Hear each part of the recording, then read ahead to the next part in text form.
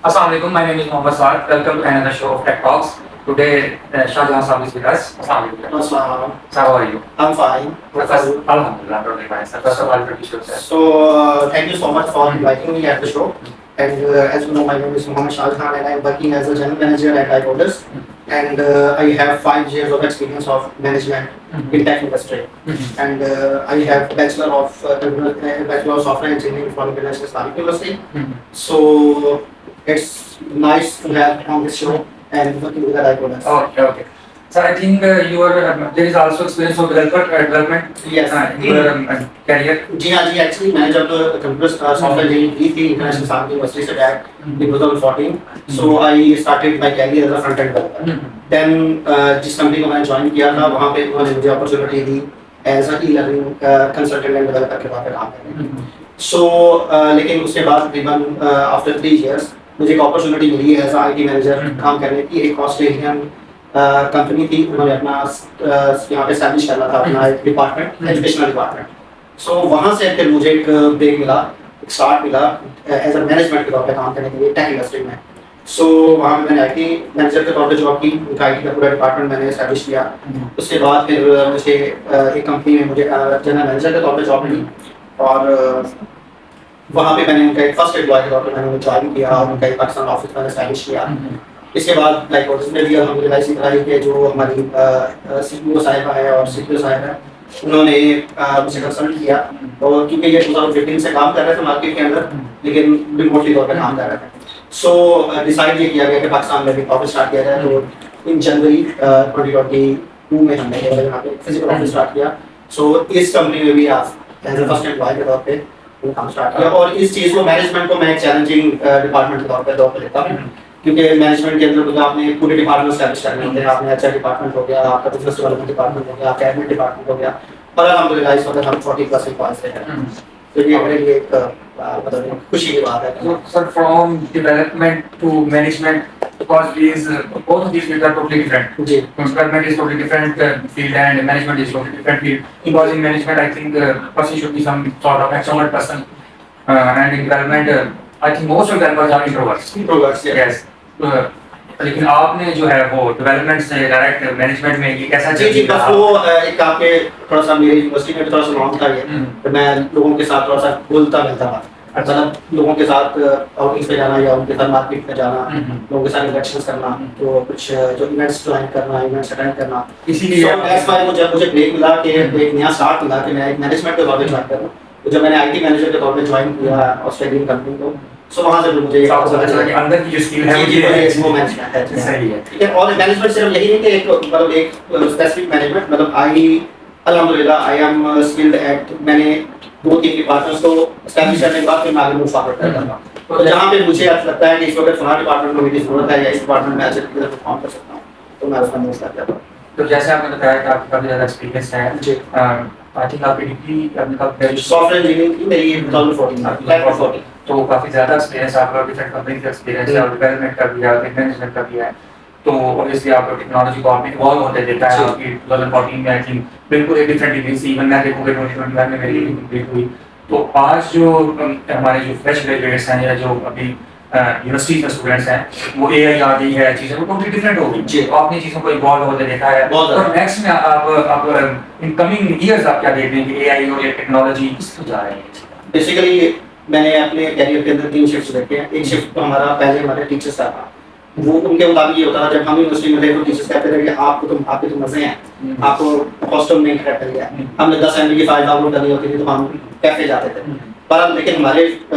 जो टेन्योर में यही होता था कि आपको इंटरनेट पे इतनी ज़्यादा अवेयरनेस या इतनी ज़्यादा हेल्प अवेलेबल नहीं होती कुछ फॉरम्स होते थे जहाँ से आप अपने टेक्नोलॉजी से रिलेटेड आप हेल्प ले सकते हैं जहाँ सीनियर से हेल्प लेते हैं लेकिन जैसे ही 2014 में हमारे पास 3G और 4G इंट्रोड्यूस हुआ मोबाइल टेक्नोलॉजी आम हुई उसके बाद एक शिफ्ट आया और ये वाला शिफ्ट 2014 से लेकर 2019 तक था जब तक पैंडेमिक नहीं था उस वक्त तक इंडस्ट्री में एक शिफ्ट था उस वक्त बूम हुआ थोड़ा सा इंडस्ट्री के एस्टैब्लिश होने के तरफ में या ओवरऑल ट्रेंड और टेक्नोलॉजीज में भी बहुत ज़्यादा इन्वॉल्व है जब हमारा ज़माना था उस वक्त PHP जावास्क्रिप्ट और इसके अलावा आप कहेंगे जावा और मैक्सिमम ये कहते हैं मतलब जो अच्छा डेवलपर है वो जावा में चला जाएगा .NET पे चला जाएगा या PHP में काम करेगा अदरवाइज किसी टेक्नोलॉजी का नहीं पता यूनिवर्सिटी लेवल पे लेकिन इन 4 साल के अंदर काफ़ी सारा इवॉल्व आया। फिर एक शिफ्ट आया जब पैराडाइमिक आया, तो पैराडाइमिक के अंदर शिफ्ट ये आया कि इंडस्ट्री को पता चला कि ऑफिस में काम करने से जरूरी नहीं है कि कोई बंदा ऑफिस में आएगा तो काम करेगा, बल्कि आईटी इंडस्ट्री ज़्यादा रूल करती है। अगर आप अपने डेवलपर को थोड़ा सा इजी माहौल देते हैं, अगर वर्क फ्रॉम होम इजीली कर सकता है तो आपसे वर्क फ्रॉम होम दे। एक शिफ्ट आता है जो अभी हम देख रहे हैं कि एआई का जो शिफ्ट आया है, ये तो बहुत ही एक समय इसमें 180 डिग्री पे आपको घुमा कर रख दिया है। तो प्रोज एंड कॉन्स भी हैं, हम इस पर भी बात कर लेते हैं, जिसके मेरे मुताबिक प्रोज भी हैं कॉन्स भी हैं। सो प्रोज क्या है कि एक इंसान जो अच्छा डेवलपर है, जिसकी प्रॉब्लम सॉल्विंग स्किल अच्छी है, उसने अपने यूनिवर्सिटी में या अपने कैरियर लेवल पे अच्छे तरीके से मेहनत करके प्रॉब्लम सॉल्विंग स्किल्स अपनी एस्टैब्लिश कर ली है, वो एआई टूल्स को यूज करते हुए अच्छे तरीके से एक अच्छे सिस्टम्स डेवलप कर सकता है, अच्छी जगह पे जॉब कर सकता है। लेकिन अगर एक डेवलपर इसको ऐसे रहे कि ठीक है जी वो कॉपी किया, पेस्ट कर दिया और चीज़ बना दी, वो कुछ ऐसा चल जाएगा लेकिन वो लॉन्ग टर्म में वहाँ सर्वाइव नहीं कर सकेगा। देखिए इसमें सबसे इम्पोर्टेंट बात यही है कि जो प्रॉब्लम सॉल्विंग स्किल्स है जिसके पास है ना, वो सर्वाइव करेगा। वरना तो ये वो कोड लिख के दे रही है, और अगर आप वो कोड सब ऐसा ऐसा स्लोली ये होगा कि 2 3 इयर्स 4 इयर्स के बाद ये मोर एफिशिएंट हो जाएगी, मोर एफिशिएंट कोड देने लग जाएगी, और आप सिर्फ कमांड प्रॉम्प्ट ही आप करेंगे, वो प्रॉम्प्ट राइटिंग ही एक चीज रह जाएगी। जी, बस आपने एक कमांड दे दी है, मुझे स्मार्ट सिस्टम चाहिए, मुझे लॉगिंग सिस्टम बनाना है, मुझे जी पेमेंट सिस्टम बनाना है, मुझे एक ई-कॉमर्स सिस्टम बनाना है, तो वो उसको आपको बना के दे देगा। लेकिन अब बेसिकली उसकी जो स्ट्रेटजीज बनानी है या उसका एक फ्लो चार्ट बनाना है, वो तो प्रॉब्लम सॉल्विंग स्किल वाले बंदे का काम है ना, कि वो एक उसने माइंड के साथ सोचना है कि मैं सिस्टम को चलाना कैसे है,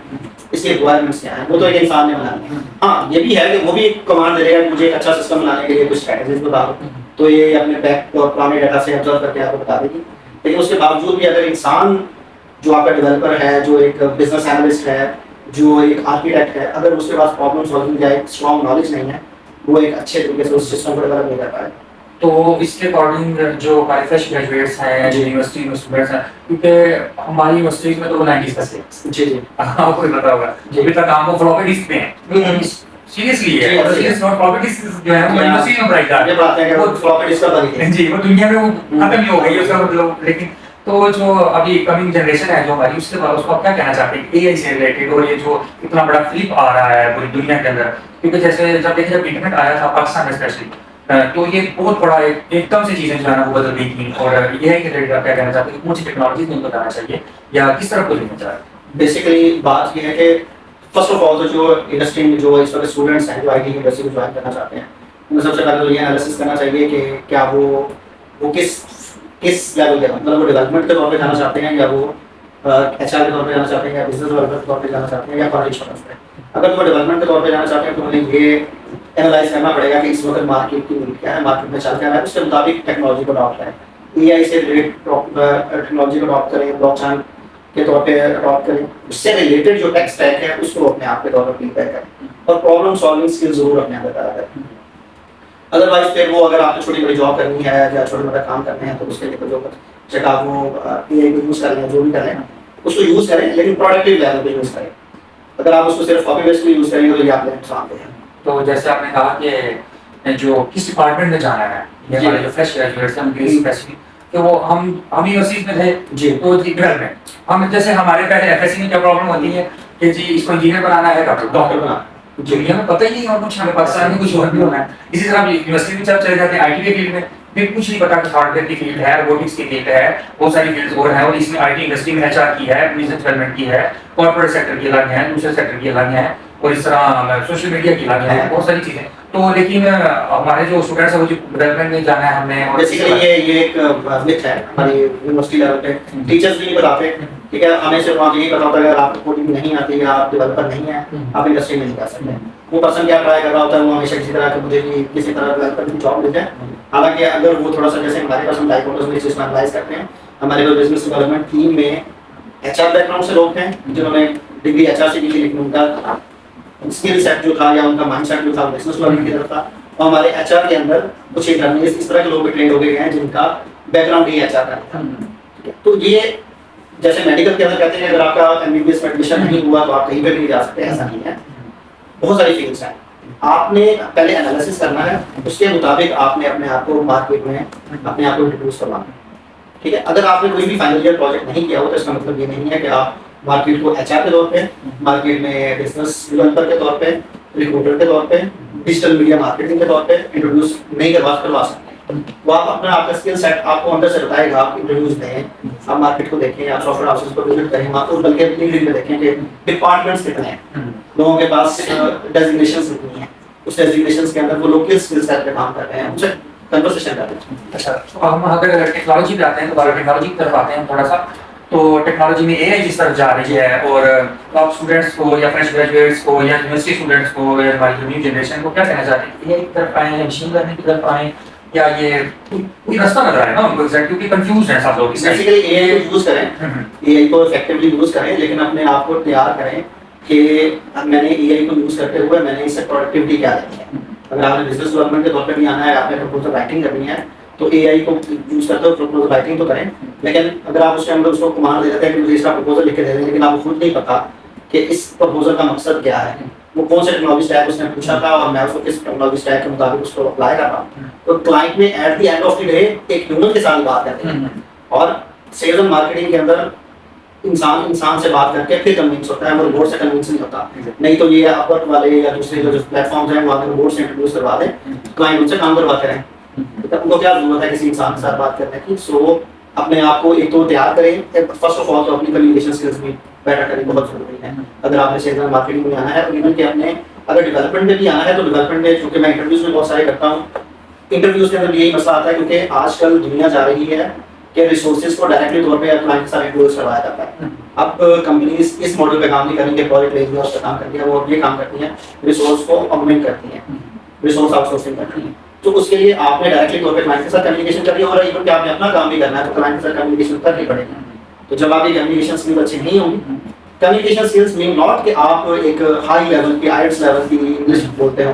पर इस लेवल की हो कि आप क्लाइंट के साथ एक कन्विंसिंग कम्युनिकेशन कर सकें। सो एआई को यूज करें,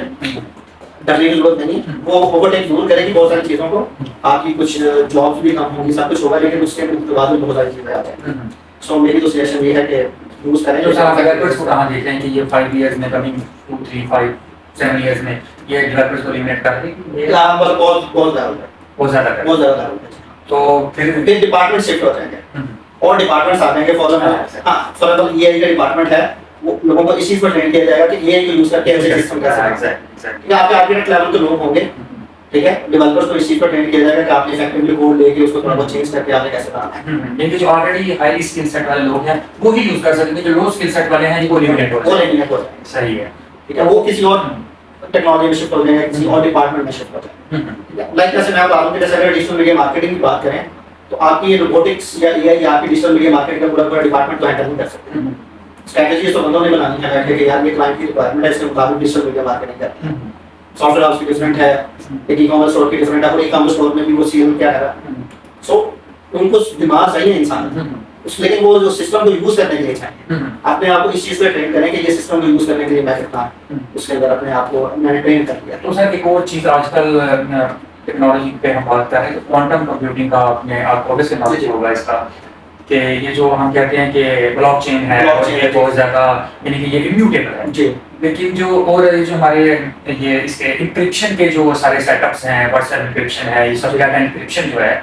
ये क्वांटम कंप्यूटिंग फ्यूचर में क्या करेगी इनके साथ? ऑब्वियसली वो इसको डिस्टर्ब तो करेगी, ठीक है, लेकिन इसके अंदर एनहांसमेंट ही आएगी हमेशा। आपने देखा होगा कि हम जब भी बात करते थे, जब हम वो लाइक हम अगर बात करें 90s की, हम कहते थे यार ये कंप्यूटर आ गया है, उस टेलीविजन आ गया है, और उस पहले एडिशन लेना होता था, फिर हमारे पास केबल आ गई। इसके आगे क्या हो जाएगा, ठीक है। अगर अगला कोई सिस्टम आता था, फॉर एग्जांपल आपके पास मोबाइल फोन आ गया आपके पास, तो इंसान कहता था कि इसके बाद खत्म है, इसके बाद सोच नहीं, तो ज़ाहिर जो सोचता है वो नई चीज़ ले आता है, ठीक है। वो चीज़ उसको डिस्टर्ब जरूर करती है, लेकिन एनहांस करती है। हमेशा उसका एक मुतबादल जरूर मौजूद होता है। लाइक अगर मैं डिजिटल मीडिया मार्केटिंग की बात करूँ तो मैं उसमें भी काफ़ी इन्वॉल्व रहता हूँ कि अगर आपके पास फेसबुक थी तो क्या इंस्टाग्राम नहीं है, अगर इंस्टाग्राम आई तो क्या टिकटॉक नहीं चली। मॉडल डिफरेंट है, बस ये आप उसको अडॉप्ट करने की जरूरत है कि ये चीज़ आ गई है तो इसको अडॉप्ट कैसे करना है, बजाय से उसके रेजिस्टेंस आप यार ये नुकसान क्या कर देगी, ये फायदा क्या देगी, बस फायदा सोचें, उसको अडॉप्ट करें और उसको काम करें। Okay sir, thank you so much.